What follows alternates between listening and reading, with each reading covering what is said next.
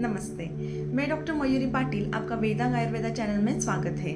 मैंने पिछले वीडियो में बताया था कि ऊषा पान मतलब सुबह उठकर गुनगुना पानी पीना, इसकी सही मात्रा क्या है और वो कब ग्रहण करना चाहिए, इसके बारे में बताया था। हाँ, किसी ने सही कहा है कि जो सुबह उठकर गुनगुना पानी पीते हैं उसके बहुत सारे फायदे हैं। जैसे जो हमारे शरीर में टॉक्सिन्स तैयार होते हैं वो शरीर से बाहर निकालने में मदद करता है, अपनी स्किन को हाइड्रेट रखने में मदद करता है, जो अपनी डाइजेस्टिव सिस्टम है वो अच्छी रखने में मदद करता है, और सबकी जो समस्या रहती है कॉन्स्टिपेशन, वो भी समस्या कम करने में मदद करता है। लेकिन ये कब होगा? जब ऊषा पान आप सही तरीके से करेंगे। जैसे मैंने पिछले वीडियो में बताया था कि ऊषा पान ब्रह्म मुहूर्त पर करना चाहिए, सूर्य उगने से पहले, तो उस समय पे करना चाहिए।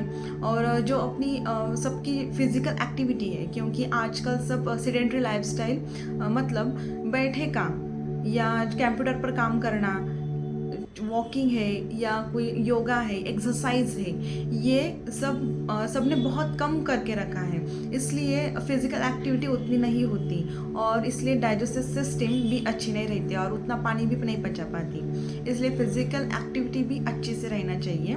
और जो तीसरा पॉइंट है कि कितना पानी ग्रहण करने से ये सब फायदे मिलते हैं। मैंने पिछली वीडियो में बताया था कि 640 ml, मतलब जो ग्रंथ में बताया है कि 640 ml तक का पानी ग्रहण करना चाहिए। लेकिन अगर आप अग्नि का देखोगे, उस ज़माने की अग्नि और इस ज़माने की अग्नि में, मतलब अग्नि मतलब डाइजेस्टिव फायर, बहुत फ़र्क है।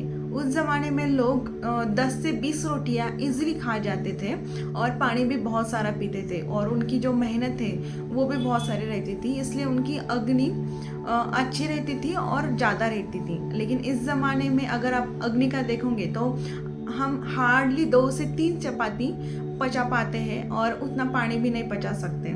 तो इसलिए अगर हम पानी एक ग्लास गुनगुने पानी तक अगर सीमित रखेंगे तो ये सारे फायदे देखने को मिलेंगे।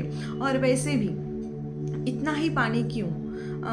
क्योंकि दूसरा एक रीज़न है, जैसे आजकल लोग ब्रह्म मुहूर्त पर कोई नहीं उठता, बहुत कम ऐसे लोग हैं जो ब्रह्म मुहूर्त पर उठते हैं। बहुत सारे लोग 6 से 10, मतलब सुबह के 6 से 10 इस काल में उठते हैं। लेकिन ये जो काल है, आयुर्वेद के अनुसार ये जो काल है वो कफ काल रहता है, और इस काल में अपनी जो डाइजेस्टिव फायर है और जिसको हम जाठराग्नि कहते हैं वो कम रहती है। इसलिए इतना सारा पानी पचा पाना बहुत मुश्किल रहता है। अगर इतना सारा अगर हम इकट्ठा पानी पिएंगे तो पेट दर्द की समस्या शुरू होती है, गैसेस, एसिडिटी, ये सब समस्या शुरू होती है। बाद में खाना भी नहीं जाता और पचता भी नहीं है। इसलिए 3 इम्पोर्टेंस है कि आप ब्रह्म मुहूर्त पर उठिए, दूसरा है फिजिकल एक्टिविटी रखिए, और तीसरा है कि 1 ग्लास गुनगुना पानी तक ही ऊषा पान सीमित रखिए, तो आपको ये सब फायदे देखने को मिलेंगे। अब अगले जो सवाल जवाब है वो अगली वीडियो में। अभी के लिए